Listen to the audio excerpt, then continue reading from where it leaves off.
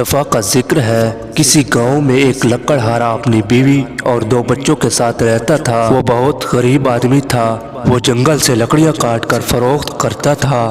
جس دن اسے خشک لکڑیاں مل جاتی تو وہ انہیں بیچتا اور کچھ خوردو و نوش خرید لیتا، لیکن بڑی مشکلوں سے اس کے اخراجات پورے ہوتے۔ لکڑہارے کی بیوی اپنی غربت سے بہت تنگ آ چکی تھی اور آئے دن ان کا آپس میں لڑائی جھگڑا ہوتا رہتا۔ جس دن لکڑہارے کو جنگل سے خشک لکڑیاں نہ ملتی تو اسے بیوی بچوں سمیت بھوکے پیٹ ہی سونا پڑتا۔ ایک دن جنگل کی طرف جاتے ہوئے اسے ایک گھر نظر آیا۔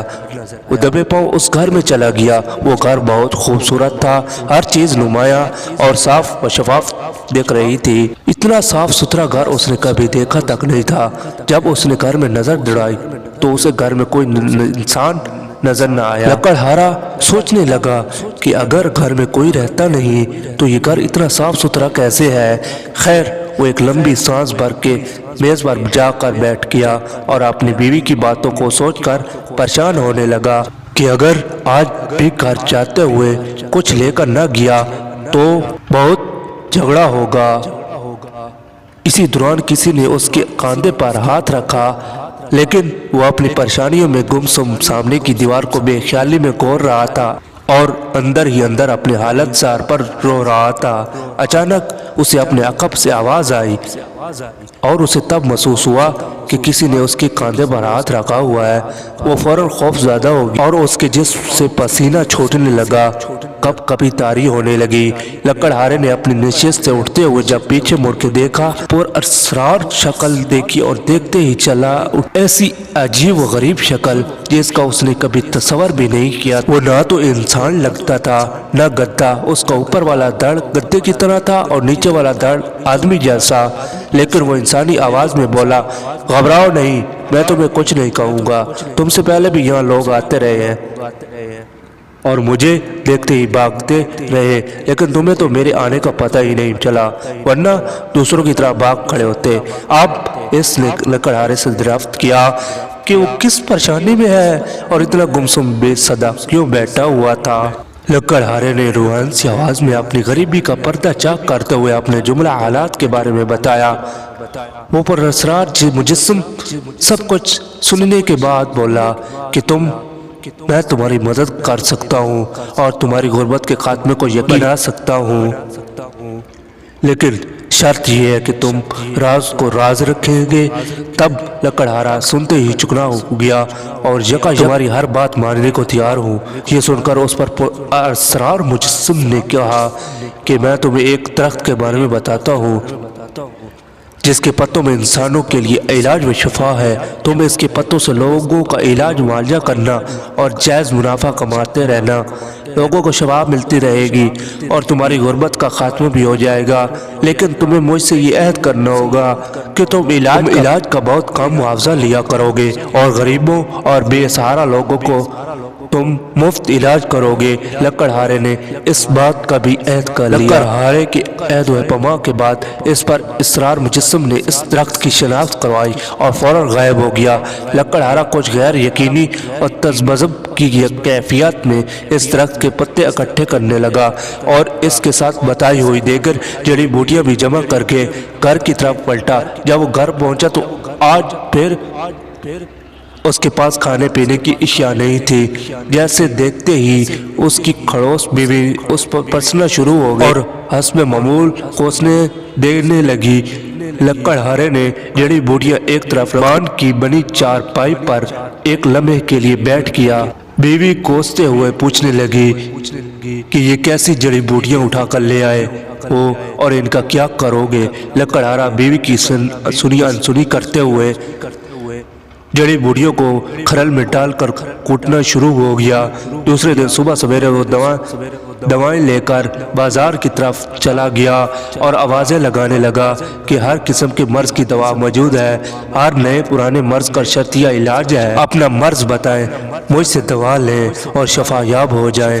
لوگ اس کی آوازیں سن کر ہنسنے لگے اور اس کا مذاق اڑانے لگے، لیکن لکڑہارا بدستور اپنی آوازیں نکالتا رہا، جسے سن کر ایک عورت روتی ہوئی اپنی بیٹی سمیت اس کے پاس آئی اور کہنے لگی کہ اس کی بیٹی پیٹ درد کی وجہ سے مرے جا رہی ہے اور اس کا درد کسی دوا سے ٹھیک نہیں ہوا۔ لکڑہارے نے اس بڑی خاتون سے کہا کہ میری دوا اپنی بیٹی کو کھلاؤ، وہ صحت یاب ہو جائے گی۔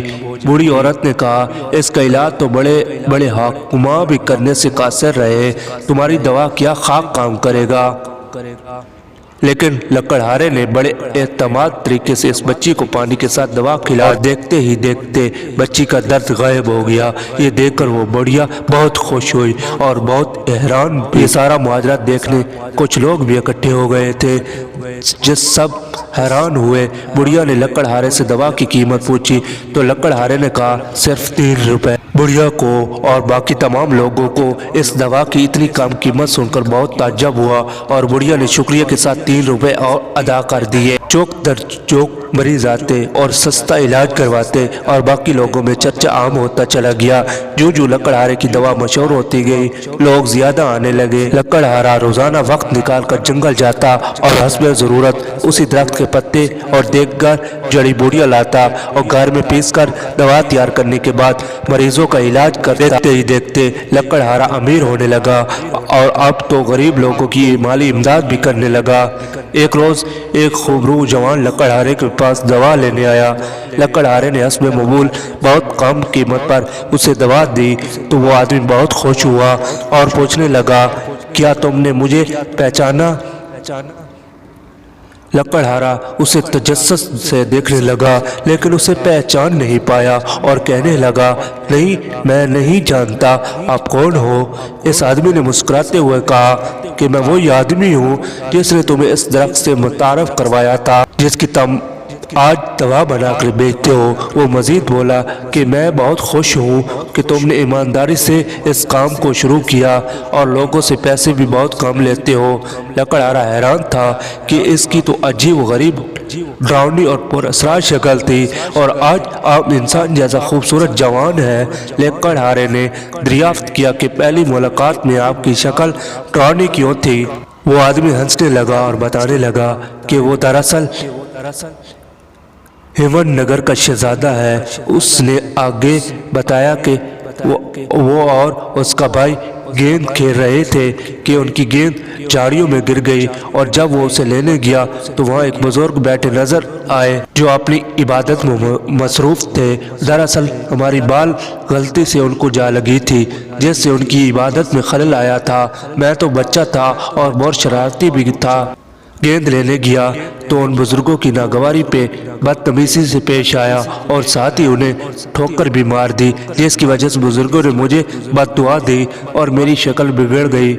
شکل بگڑنے کے بعد میں انتہائی پریشانی کے عالم میں ان سے معافی طلب کرنے لگا، لیکن بزرگ انسان نے ایک شرط رکھی کہ اس کا حل تب ہی ممکن ہے تم اچھائی بانٹتے رہو اور مخلوق تم سے خائف نہ ہو اور کوئی ایسا اچھا کام کرو جس سے مخلوق مستفید ہو۔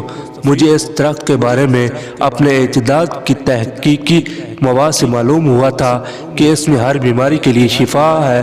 کوئی انسان میرے قریب ہی نہیں ٹھہرتا تھا کہ میں یہ اچھا کام کر کے اپنی سزا کا مداوع کر سکوں۔ جو بھی مجھے دیکھتا ڈر کے بھاگ کھڑا ہوتا۔ میں نے اس سزا کی قید میں برسوں گزار دیے، تب جا کر تم سے میری ملاقات ہوئی اور یوں تمہاری ایمانداری کی وجہ سے اس بد دعا کا اثر ختم ہوا اور دوبارہ میری انسانی شکل بحال ہوئی۔ اس کے ساتھ ہی وہ تسلسل میں بولا کہ اب مجھے اجازت دو۔ وہ یہ کہہ کر رخصت ہو گیا۔ لکڑہارا اپنی ایمانداری کی وجہ سے امیر سے امیر تر ہوتا گیا اور لوگوں کا بہت قلیل سے پیسوں میں علاج کرتا رہا اور عیش و عشرت اس کے پاؤں چومنے لگی۔ تب سے لکڑہارے کی بیوی لکڑہارے کے ساتھ خوش رہنے لگی اور اس کو عزت سے پکارنے لگی۔ اور اللہ تعالیٰ ہمیں بھی ہر کام میں ایمانداری برتنے کی توفیق عطا فرمائے، آمین۔